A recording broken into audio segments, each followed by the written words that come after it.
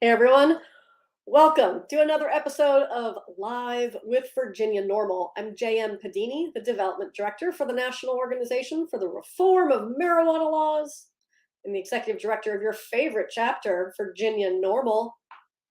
It's Friday, January 6, 2023. How did that happen? And you know what that means, friends. It's time for us to talk all things cannabis in the Commonwealth. We're going to get down to it because guess what? The General Assembly convenes next week. Wednesday, January 11th is when the 2023 session starts. Our tracker page for all marijuana-related legislation is already live on the Virginia NORML website. You can find that at vanormal.org. Click on policy, click on 2023, or click on the giant slider that's right there. As soon as you get there, you're going to see it, friends. You're also going to see what you see down there, the Virginia Cannabis Conference. Look, what's more important than session? The Virginia Cannabis Conference. I need to talk to you a lot about both of those things. Hey, Joshua. Hi, Julia. Hi, Sherry. Good to see you.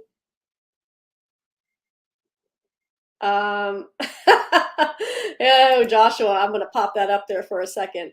Joshua says, did not see the Republicans filing a cannabis sales bill. Well, listen. Here's the thing.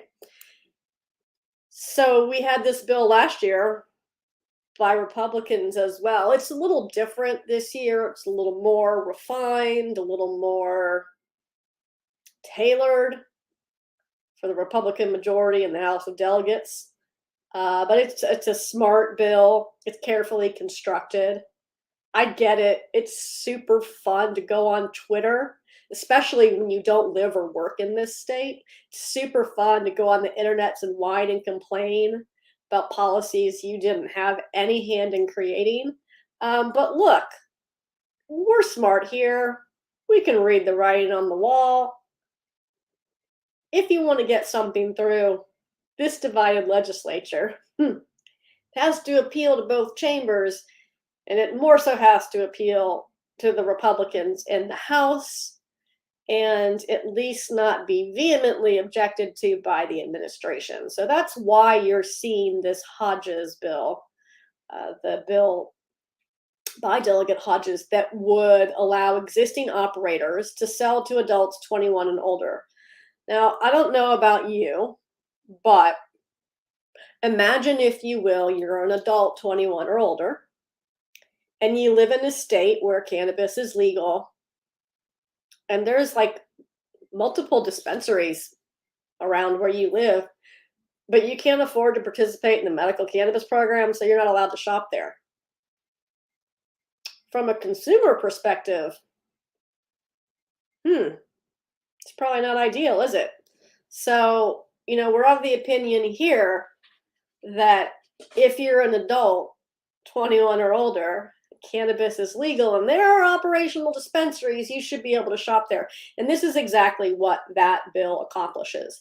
It does other things as well, but that's the primary goal. And I get it, for some reason, people are real spun up about prioritizing the people who will make money off of consumers instead of the consumers themselves. We have 8.5 million people in this state, and about 20% will consume cannabis. So it just becomes mind-boggling at some point to say, oh, hey, let's just say it's going to be 400 licenses, at least for 1 year, because we have a session every year. You can change it any year. Let's just say it is 400 licenses. Why? I mean, heck, we could say it's 5,000 licenses. Why would you prioritize that small of a number over hundreds of thousands, if not millions, of consumers? Now, that's not to say that Virginia or any state's cannabis market shouldn't be just, fair, and equitable, right? That is an excellent goal to strive toward. But to prioritize it over public and consumer safety, that's absurd. And it's a fantasy to believe that you are going to solve capitalism with a weed policy. nonetheless, I look forward to having these ridiculous conversations in the Virginia General Assembly this year and sharing them with you all one-on-one every Friday at 4. Thanks for bringing that up, Joshua. Happy 2023 to you as well, Charlie and Julia. Hey, Corey. Good to see you here. Hey, Tara. Tara, thanks for volunteering for the Virginia Cannabis Conference. Looking forward to working with you there. Thanks for sharing it on LinkedIn as well. Hey, Corey, one or two will be productive. The bills, yeah, so there are a few bills that aren't super sexy. They're not going to get anyone's hackles up. And we don't expect to see any real issues with those. We've got one bill that moves the medical program from Board of Pharmacy over to the Cannabis Control Authority. It's a super technical bill, not interesting, not special, not fun. We're going to work real hard to make sure that happens, though. There will be an operational improvements bill for the medical cannabis program. We have one of those every year. Work real hard to get that through as well. And then we've got, adult use, and that's the really, really heavy lift this session, Corey. Despite the fact that we have seen really smart statements from Leader Kilgore saying that he understands we need to do something, and his intent is to find a compromise so that we can move this issue forward. I love Delegate Kilgore's statements, but what we need is real action and support from that body in order to move something forward. And really the vehicle that stands the best chance of passage is Delegate Hodges' what we call transitional sales bill. So hopefully we can get that done for consumers so you can go to dispensaries that are already open and shop there.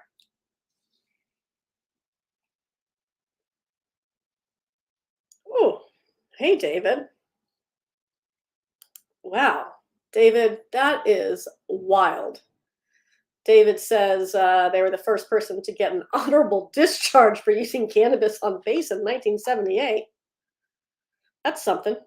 Happy New Year to you, Fred.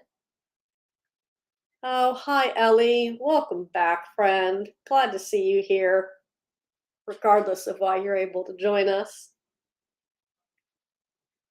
Hey, Sherry. Good to see you. Oh, Sherry, you're talking to Ellie, but also Sherry. Still glad to see you here. Hey, Jennifer Douglas. Oh, hey, Cinnamon. Excellent point. Yeah, there's not really, no one's looking to roll back the policies we have in place for consumers or for personal cultivation. Well, this isn't really consumers, but someone is attempting again to roll back legislation that was passed by Democrats during the Northam administration, particularly as it relates to the current prohibition on using odor as the sole reason to stop, search, or seize a person, place, or thing. Now, we saw this bill last year, and that provision was smartly taken out of it. The bill still failed because it tried to, change other recent changes to law, window tinting, things hanging from the rearview mirror, stuff like that. But Delegate Wyatt's bill that tries to roll back the prohibition on odor as the sole reason, it doesn't stand a chance of passing in the Senate. So terrible bill. Bad idea, Delegate Wyatt, but I don't think the Senate's buying what he's selling.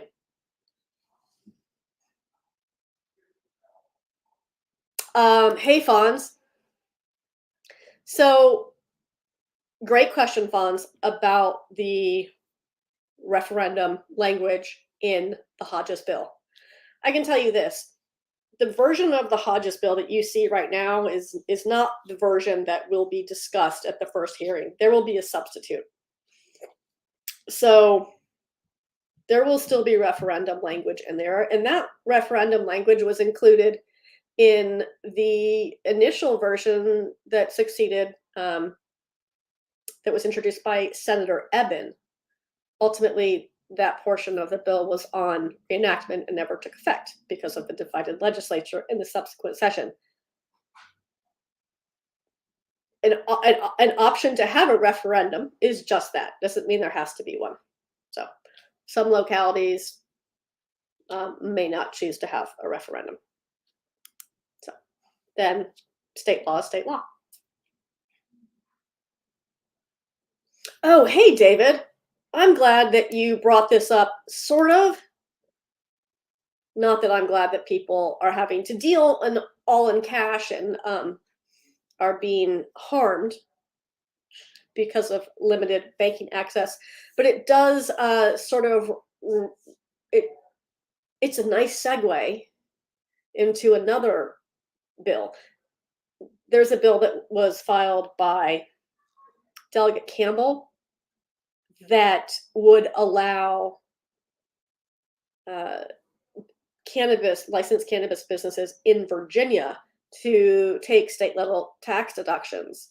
So it would decouple state law from federal law, so that while they would not be able to take federal deductions, they would be able to take basic business deductions at the state level. Some technical edits needed for that bill, but it's a great bill. Happy to see it back this year. And yeah, David, there's a lot of federal reform needed, and doesn't look like Congress is in any hurry to get to the people's work. But that's another thing altogether, right? Right, kids?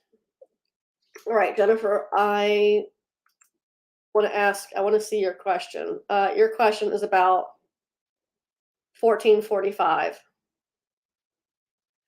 Oh, there's an error on that page. That is not by Delegate Hodges. That is by Campbell. We'll make that update after this.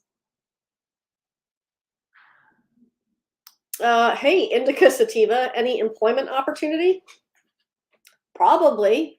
I think most of the medical cannabis operators in Virginia use the standard job posting websites out there. But hey, you might also want to come to the 2023 Virginia Cannabis Conference here in Richmond. Starts with a welcome reception on Friday, January 20th that evening. 21st and 22nd are full days of seminar and expo hall. You can meet tons of people who are looking to start businesses, already have businesses, and learn all kinds of great things. So check that out. Hey, Jeff, good to see you.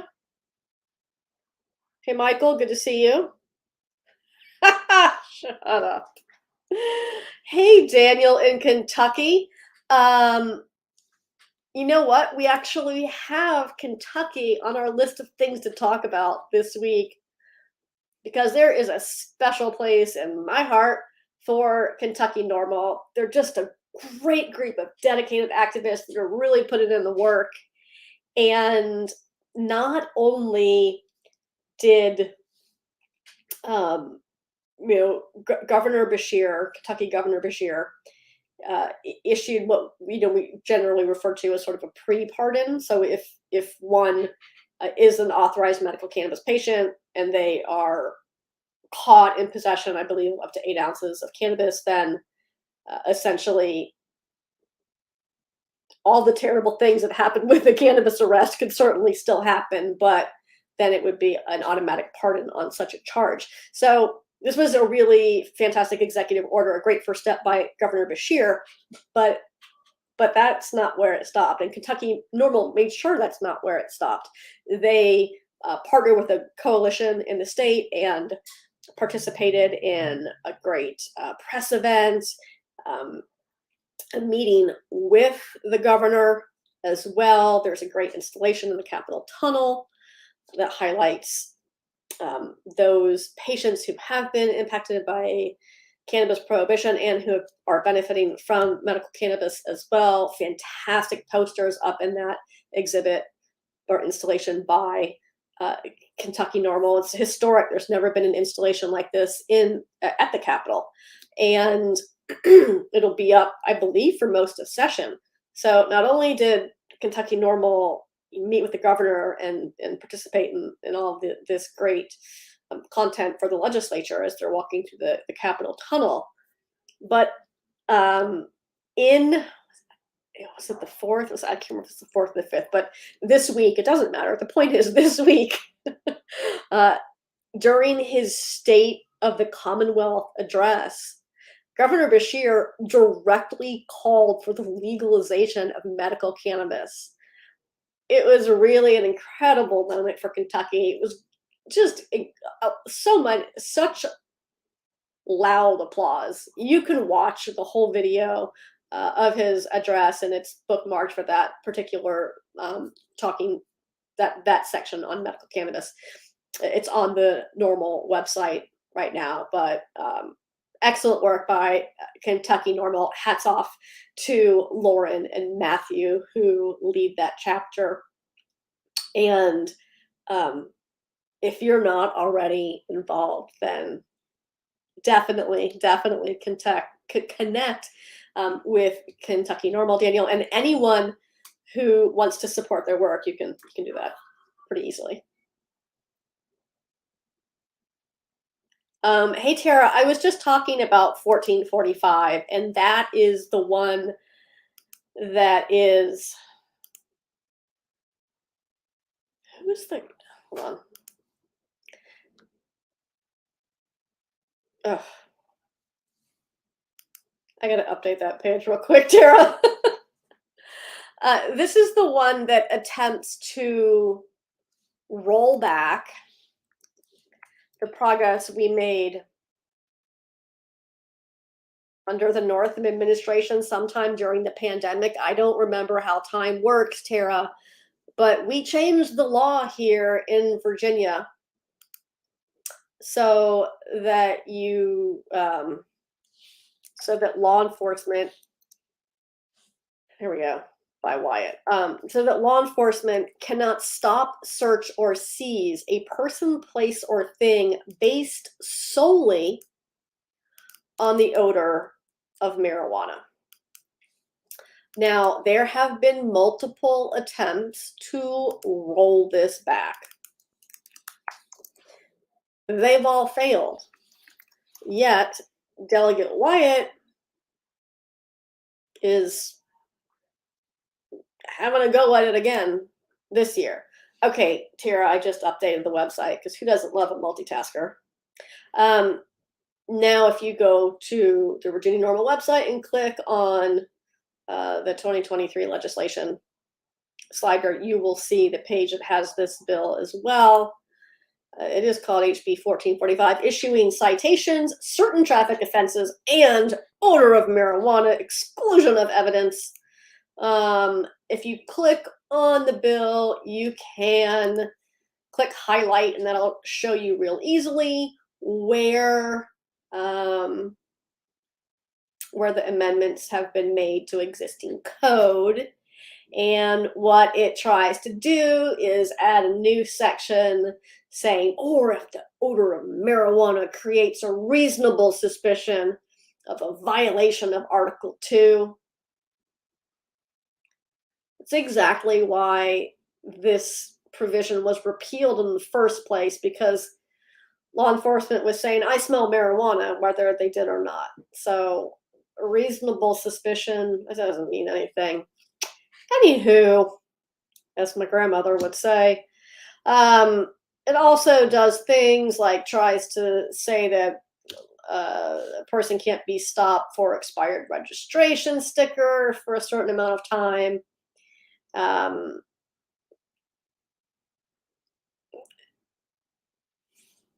Tries to, I'm scrolling through it right now.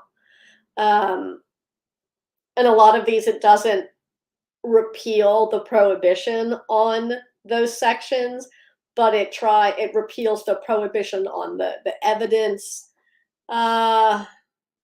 Yeah. This bill's gonna meet it. I feel kind of bold saying this, but also, look, we've seen this before. This bill's not going anywhere in the Senate. I'd be surprised if it even gets a hearing in the Senate, honestly. Anyhow, take a look at that. I'm going to drop a link directly to that bill in the chat and hope that I don't break any of this live stream while I'm doing it. So there it is, Tara. You can go right to it. Check it out. Hey, Julia. Julia, you'd like to see adult use dispensaries in Virginia Beach? Yeah, I bet a lot of Virginia Beach would as well. Now, the thing is, Julia, is that there are medical cannabis dispensaries in Virginia Beach, but unless you're a patient, you can't shop there. So Delegate Hodges' bill would change that if it were enacted. Hey, Sue. Sue wants to know, what are some of the proposed changes to personal cultivation laws of Virginia? None.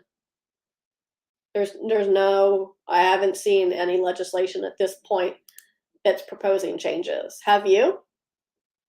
Now, the Virginia Cannabis Control Authority is producing a guidance document, and that's not scary. That's literally a guidance document for people who are engaging in cultivation to sort of understand what the rules are.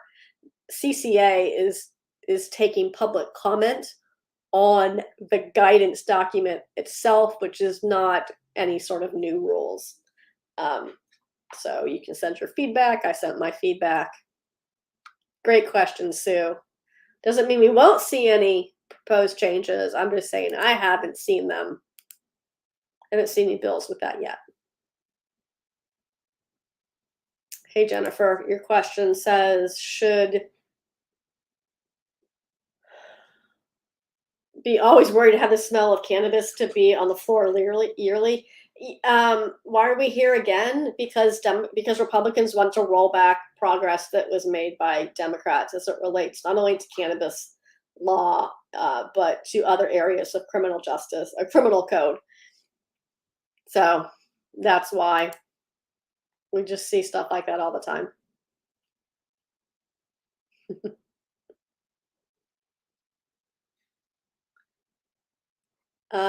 Hey, Tara, let me read your... Tara, you're talking about the amendment in Kentucky, I believe. Kentucky has an amendment proposed for decrim, as I understand. If you have questions, you should reach out to Kentucky NORML. I should invite Kentucky NORML to do a live with me.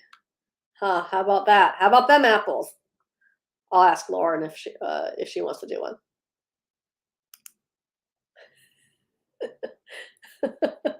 More smells.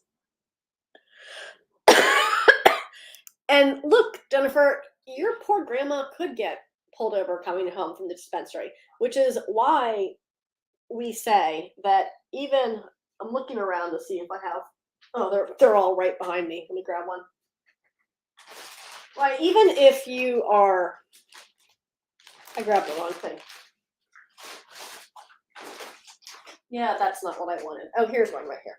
So even if you are a medical cannabis patient in Virginia and you've purchased your medical cannabis at the dispensary in Virginia, and even though medical cannabis is different than marijuana in code, they're different. Even though they're different, the best law enforcement interaction related to cannabis is the one that never happens. So even if you're buying your legal medical cannabis, you still want to put it in a container that locks. You can see this is just a simple container that zips up. It's smell proof unless you get smells on the outside, and then it's not smell proof. But it has lots of compartments. I know it's dark, so it's hard to see, but it has lots of Velcro and pockets, so you can customize it for your whatever you have, and some loops so you can keep your products and devices in there securely. You can close it up, zip it, lock it with the combination lock, and then put it in the trunk of your vehicle. This makes it real clear that you are not trying to violate the open container law for marijuana that exists in Virginia. Even though it's medical cannabis, just like the sign Sherry Meda says, make good choices, friends. Lock it up, put it in your trunk. If your car doesn't have a trunk, then you go with behind the last row of passenger seating. Locked containers require search warrants. So if you're going to get in trouble, give your attorney every opportunity to defend you. Jennifer, you should probably buy grandma a container that locks, whether it's from us or anybody else. David, as a cancer survivor myself, congratulations, friend. Glad to hear you're doing well. No, I do not think that bill matters, Tara.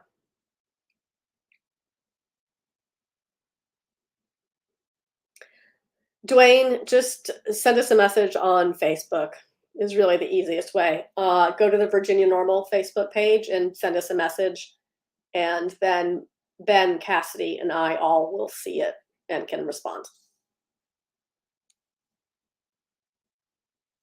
Fonz, thank you. Thanks for noticing. Not that I have anything to do with it, other than repeating what you all are saying. We talked about this the last show I did, which I think was the middle of December. Prices have actually come down. Oh, I know. I talked about it during my Legislative Oversight Commission presentation. It's like, this seems very familiar. Didn't we just talk about it? We did. I presented on it to a legislative body. Prices have come down, and you can all see that simply by going to the dispensary websites, looking at the prices. It's right there for you to see. But that does not mean that Virginians on a whole recognize that, or that medical cannabis in and of itself, despite the price reduction, is affordable for everyone who needs it. There's still the cost of the certification. For some patients, they may want to register as well and get the fiscal card. And then depending on the types of products and the amount of products they need, prices can add up pretty quickly. And really, as you all know, there's no substitute for insurance. So while your asthma medication might be covered by insurance, your medical cannabis and the appointment to get it is largely not. So yeah, Fonz, prices have come down, but I don't think that Virginia attitudes, consumer attitudes, reflect that quite yet. What about cheaper medical marijuana for Medicare and Medicaid? So, James, for most of the dispensaries in Virginia, they offer reduced cost options. And if you want to learn more about them, Cassidy or Ben can grab the link from the Virginia NORML website that's how to save money on medical cannabis in Virginia, and it has a list of all the programs there, so you can check those out. Oh, Tara. Okay. So House Bill 1445 has to go through the Senate. It can't pass through one chamber. This has to go, it would have to go to the Senate. That's how our bicameral legislature works. Now, a bill, not this one, but a bill could pass the House, subsequently pass the Senate, or vice versa, be sent to the governor. The governor could ignore the bill, not sign it, and then it would still take effect without a signature. That's a thing that can happen. You just can't sneak your way around one of the chambers. Oh, Sue, if you show me what you got. show me what you got. Oh, let's talk about reciprocity, Dwayne. Look, I think that reciprocity will be a lot easier once the medical program moves over to the Cannabis Control Authority. I believe that with every fiber of my being. I think it would be extraordinarily difficult to enact reciprocity under Board of Pharmacy. I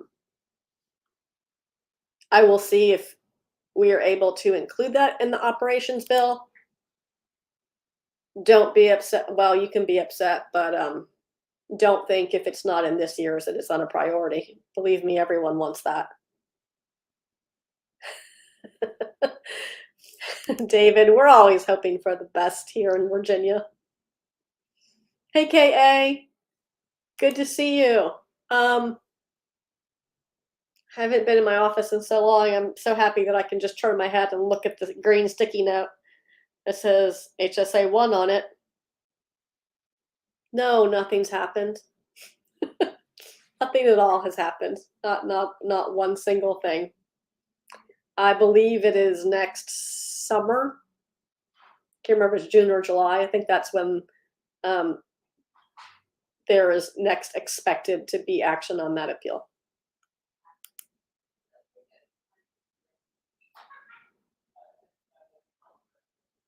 Hey JT, yeah, we did send out some emails today, this week.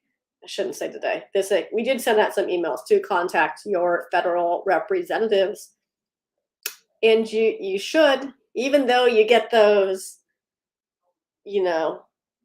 terrible responses that are written by a junior level staffer or intern.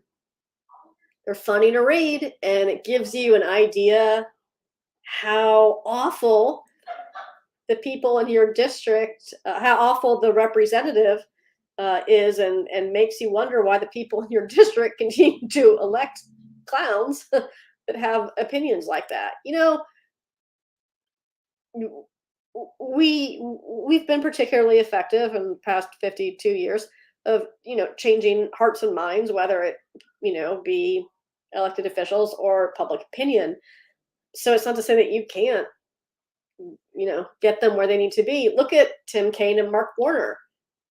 They were pretty conservative on cannabis when I first started working with NORML, and they've moved well past that. And that's the work that we do together, us, and you. And there are some people who just, Rob Whitman, Bob Good. Why? Just why?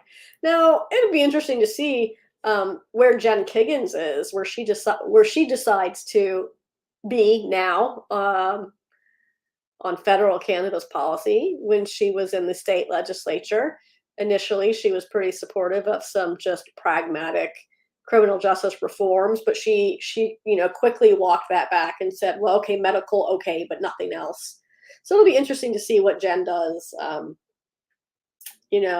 that she's up in DC, to see if she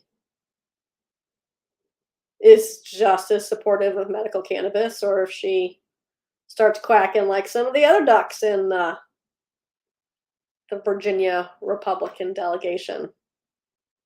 Let's find out. Oh, good. Dwayne, thanks for sharing that information. Thomas, what legislative changes do I think are most likely to pass in 2023? The operations bill for medical cannabis. It's generally not super interesting. I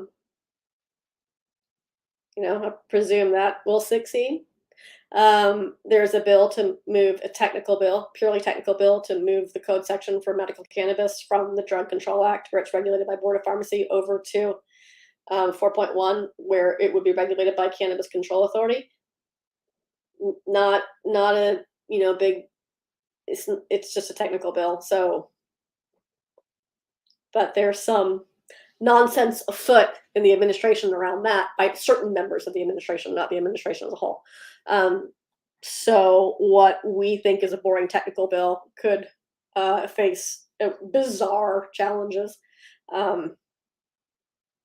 Otherwise, were it not for the opinions of outliers on this one particular bill, I wouldn't think that was, I still think it's much ado about nothing, but there we have it on that. As far as adult use regulation, I think the only bill that stands a chance overall, it's not to say that Senator Evans' bill cannot succeed in the Senate, it sure can, But I think overall, bless it, overall, the Hodges bill is the one that stands the best chance of making it to the governor, and then who knows what he would do with it. Hopefully nothing, and just let it take effect.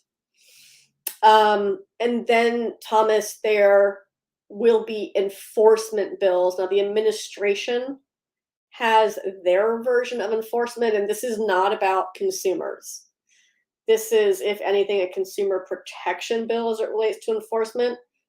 Consumers deserve to know that what's on the label is what's in the bottle, and if you sell garbage to consumers, there should be repercussions. Now, the administration, despite having an excellent bill last session introduced by Senator Hanger, the administration in the 11th hour objected to it and then ultimately put some really, really watered down, almost nonsense enforcement mechanisms in through the budget. Now, the Attorney General's office is working on a different enforcement bill, and I think that is the stronger, more appropriately drafted bill. So, we would prefer to see that one succeed so that it does actually protect consumers. Remember, the Office of Consumer Protections is at the Office of the Attorney General. So, again, no one get worked up that this is about enforcing personal possession. It's not. It's about people who are taking advantage of consumers. So those are my thoughts on that, Thomas. And then there's the tax bill as well. And while it's language, it needs some technical work. The language is not correct in its current form. I think we can get those changes introduced pretty quickly, and then we'll see if it makes its way through the House. It was doing pretty well last session, but then it just sort of stalled out. And, it's a smart bill. Thanks, Delegate Campbell, for that bill.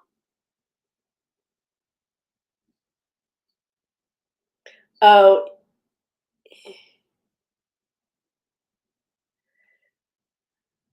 no, Tara, that bill, I think, sorry, I'm about 10 minutes behind in comments, but that bill has to go through the Senate. We don't have one chamber nonsense here.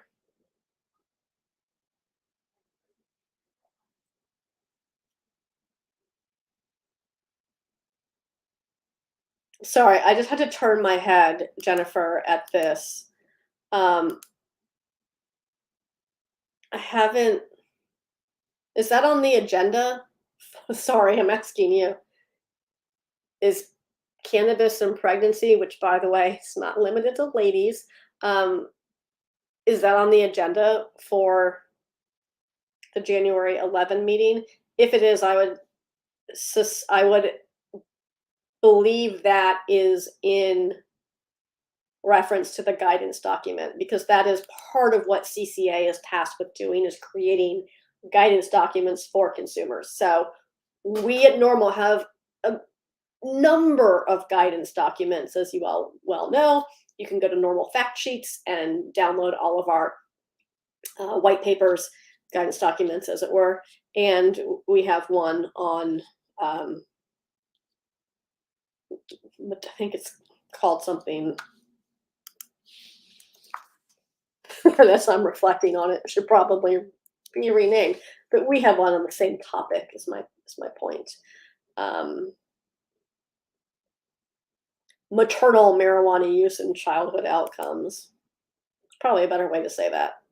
But anyhow, we'll be providing this document to CCA so they can see the science. We don't have any laws that prohibit cannabis use during pregnancy, and that's a topic best left between a healthcare provider and the pregnant person. So there was a ruling by the Arizona Supreme Court, though, since we're talking about it. We just published about that today at NORML, and the ruling, essentially Child Protective Services in that state had wanted them to overturn the lower court's ruling that consumption of use of medical cannabis during pregnancy was in fact not child neglect. because of existing state code that treats medical cannabis the same as any other therapy or prescription authorized by the healthcare provider. And the Supreme Court was like, no, we're not hearing that. The other ruling stands. And this has the potential for implications at the national level, because other states have, in fact, attempted to adopt punitive laws for people who use cannabis during pregnancy. So.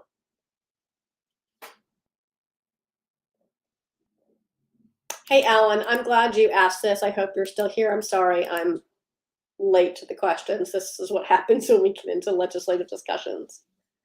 Are heat extractions legal under current law? Making butter or pressing rosin from home cultivated cannabis, asks Alan.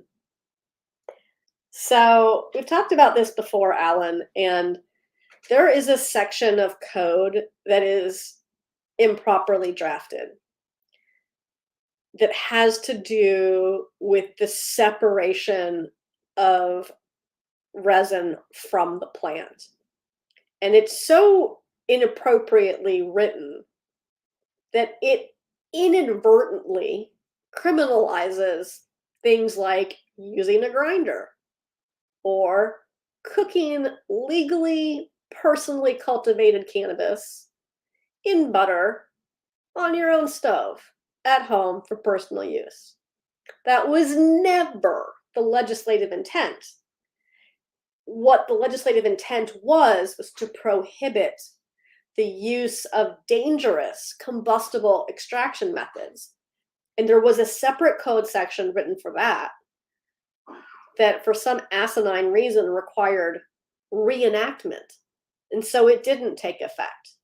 So what I have proposed multiple times now, including in the enforcement bill, is that we that we substitute the language relating to a prohibition on use of dangerous extraction methods at home. We put that language in the place of the poorly drafted language that's currently codified. There was no legislative intent to criminalize using methods at home that aren't dangerous, like a press or a flat iron or an ardent countertop unit. There was no intent to criminalize that legislatively, but this code section is so poorly drafted, it needs to be amended. I don't know that anyone's being prosecuted under it, but again, you're asking me if it's legal? No, because of the way the code is written. Shouldn't be written that way. There was no legislative intent for that. Anyhow, thanks for asking, Alan.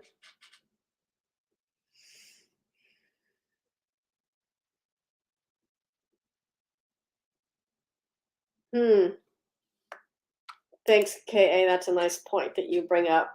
Hey, JT, thanks for supporting Amazon. Thanks for supporting NORML. I don't care about Amazon. Thanks for supporting NORML when you shop on Amazon. There are multiple ways you can support. If you're an Amazon shopper, you can select the NORML Foundation to support NORML when you shop Amazon. If you want to support the work here in Virginia, you can select Cannabis Commonwealth. That is our 501c3 foundation for Virginia NORML here in Virginia. And they're both charity options on Amazon Smile. If you are an Amazon shopper, I don't want to hear about your opinions on Amazon. We just like free money. Thanks. On amendments too, that I think you're still asking, Tara, about the House bill. We don't have any constitutional amendments for that filed in Virginia. So constitutional amendments require a vote by Virginians. Hello, Jean-Charles Marie in France. I don't know what time it is there. It's still daytime here, so bonjour.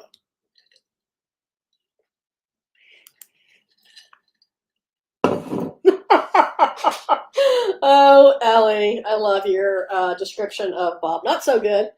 Um, why you were wrong, why he is right. Reminding you to write again with any issue. Yeah. Oh, Whitman is now my representative. Woof. It's like some people just aren't even worth talking to. When is our next local meeting, Tara? It's right now. This is it. Our meetings in Virginia are much different than they were in Colorado, Tara. But when we do host in-person events, we either do them here in the kitchen area of Gather, or we do them right across. I'm literally pointing because I can see Three Notched. Three Notched has been very generous and has offered us space. Sometimes we do more social events over there. And now Three Notched has food, so that's even better. We don't have to bring in pizza.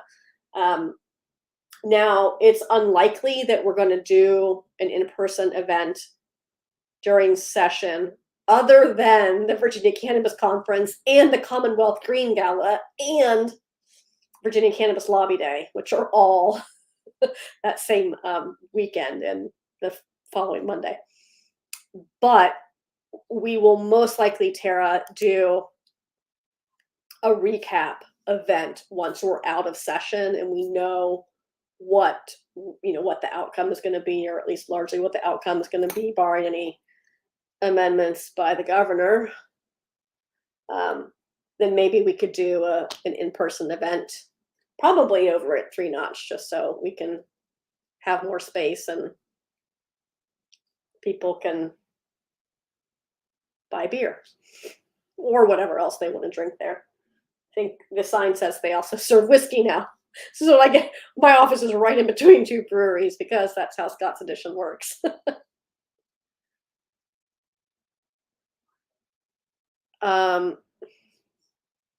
Thank you, Jennifer, for showing me that.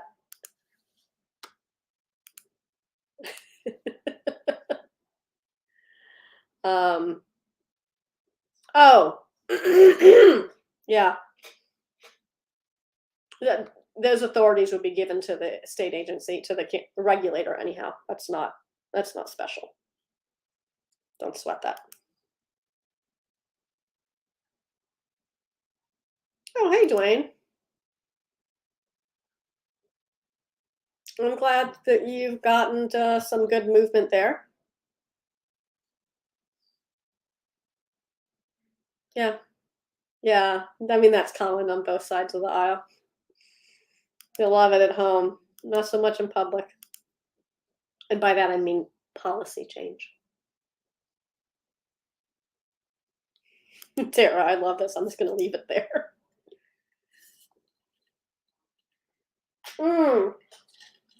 Okay, I get what you're saying now, Jennifer Douglas, about personal cultivation. I don't mean to be flippant about this, but first of all, this section of the bill would be about authorizing the regulator to establish regulations and provisions that would not authorize, that wouldn't regulate the God, I'm looking at code and trying to talk. That wouldn't authorize the regulator to change state law. Very different. So typically, you give your regulator, depending on who they are and how good they are, a certain amount of leeway because you want them to be nimble and flexible and able to respond with best practices.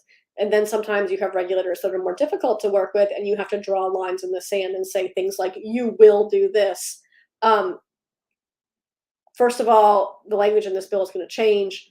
Second, I don't at this point in time have any specific concerns about how Cannabis Control Authority would offer regulatory guidance on things like personal cultivation. They wouldn't be able to change state law That's not how administrative code works in Virginia.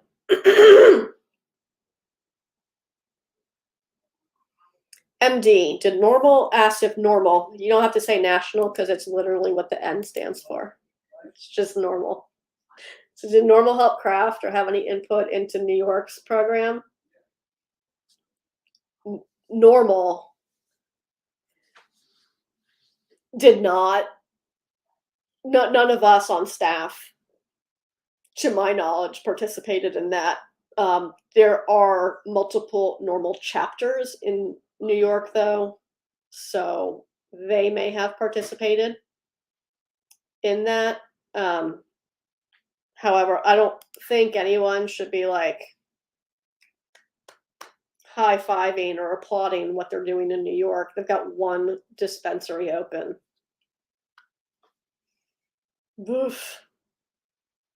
Well, James, thanks for asking about expanding decrim in Alabama.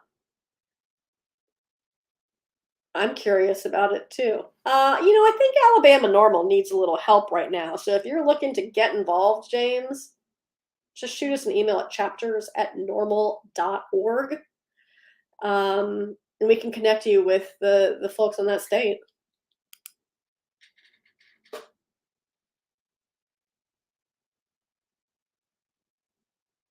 Oh, hello, Julia. Welcome to Virginia. So Julia wants to know why we don't have adult use marijuana in Virginia like other states. Well, we do. What we don't have are adult use dispensaries that are operational. The reason we don't have this, Julia, is because elections have consequences. So in 2021, when we passed legalization, members and the Democrats were in control.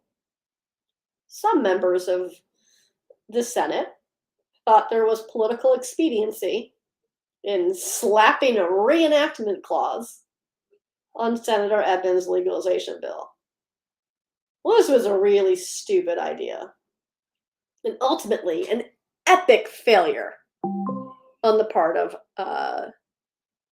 Democrats, particularly Senate Democrats. Y'all shouldn't have done that, but you did. And then what happened? There was an election, and then what happened?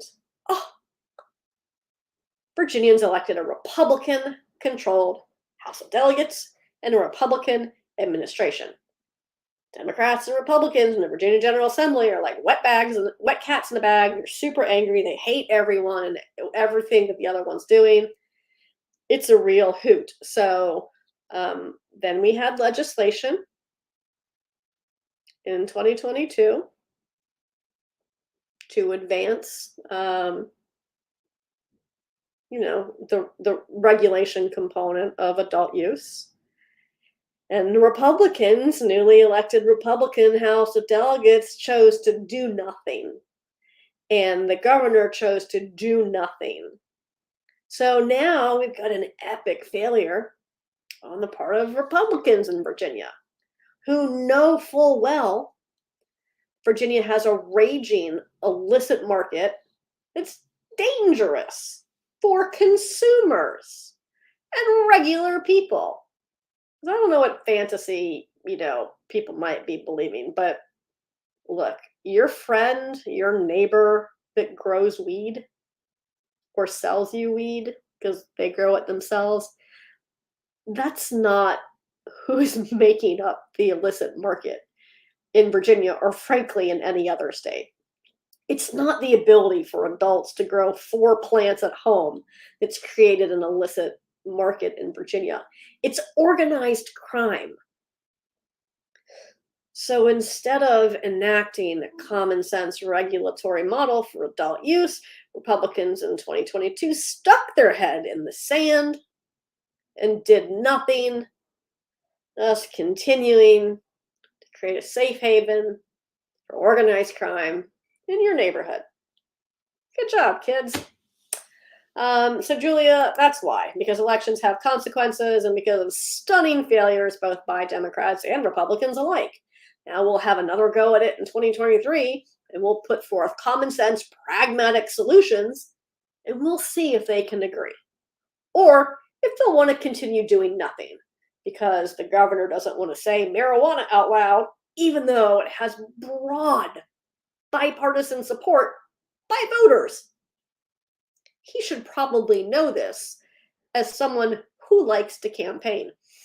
Really useful to do the things that voters like. Now, we've also got the Senate and the House. Both pretend to be super concerned about public safety. Are they actually going to do anything for public safety? Let's find out. Or are we just going to continue to whine and complain about what small handful of people get to make money first or next off of consumers? And instead of prioritizing consumer needs and public safety, we'll just do nothing because we can't decide who gets to make money off of them first or next. Those are the possibilities for this session. Hey, Humble, that's a great point.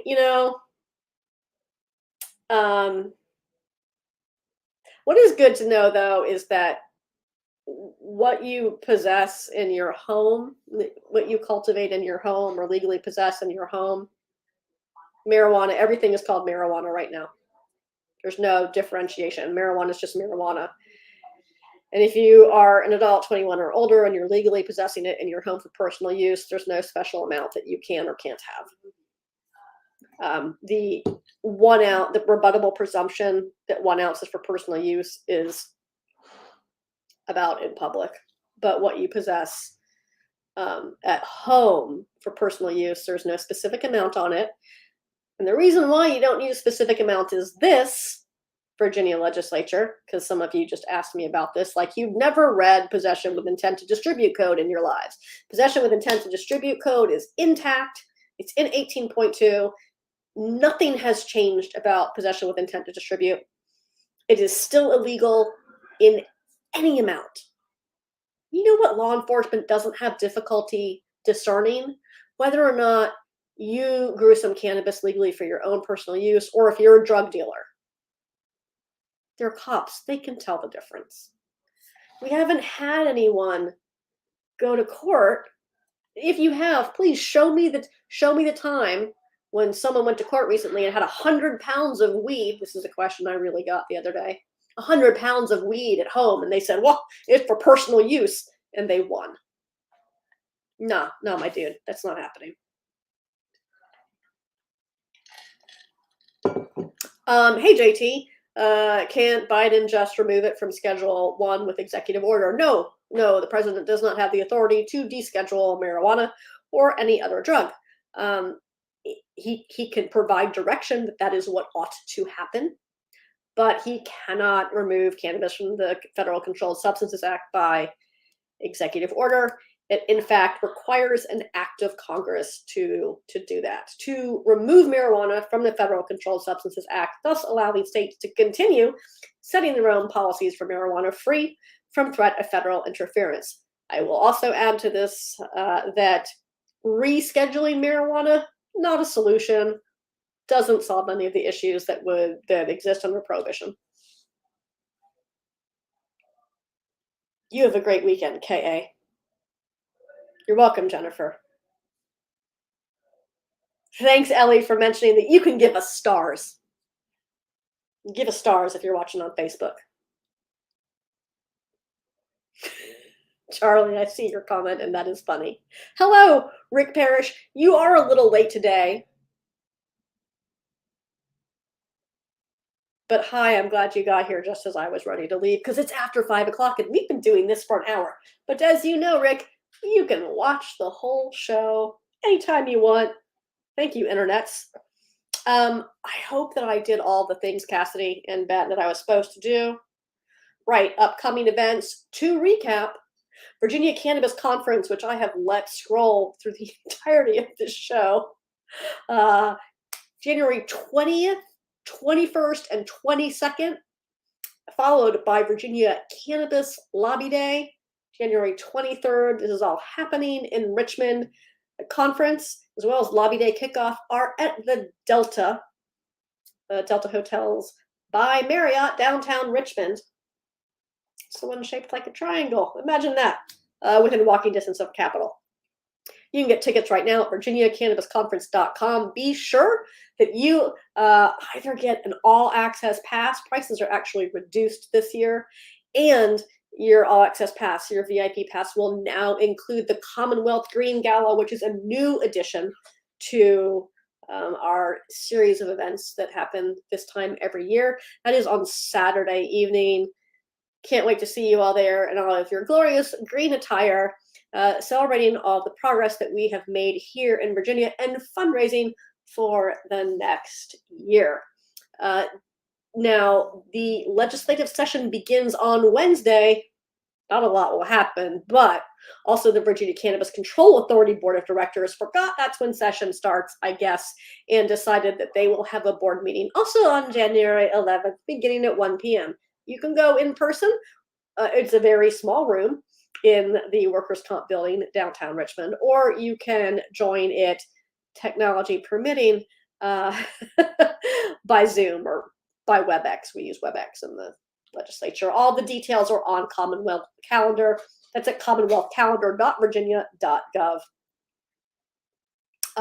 Again, big high five to our friends in Kentucky at Kentucky NORML for all of their great work. Thanks to Leader Kilgore for your smart comments on willingness to advance common sense cannabis legislation for adult use in the 2023 legislature. We look forward to working with you and yours to get that Hodges bill across the finish line and provide some solutions. You can track all of the cannabis-related legislation in Virginia on the Virginia NORML website. As always, this has been a delight. If you have not yet gotten your Virginia NORML 2023 membership card, they're available now. Ben's going to be mailing these out for me next week. And we also have the Virginia NORML 2023 membership card. So join at the state level, join at the national level. Get them both. Got to catch them all. I will see all of you next week, and session permitting, and hopefully I will see all of you at the Virginia Cannabis Conference this month. Hey, before you leave, hit that like, follow, or subscribe button wherever you're watching so you never miss when NORML goes live. Hey, this has been great. Let's do it all again next week. Thanks so much for watching. Bye-bye.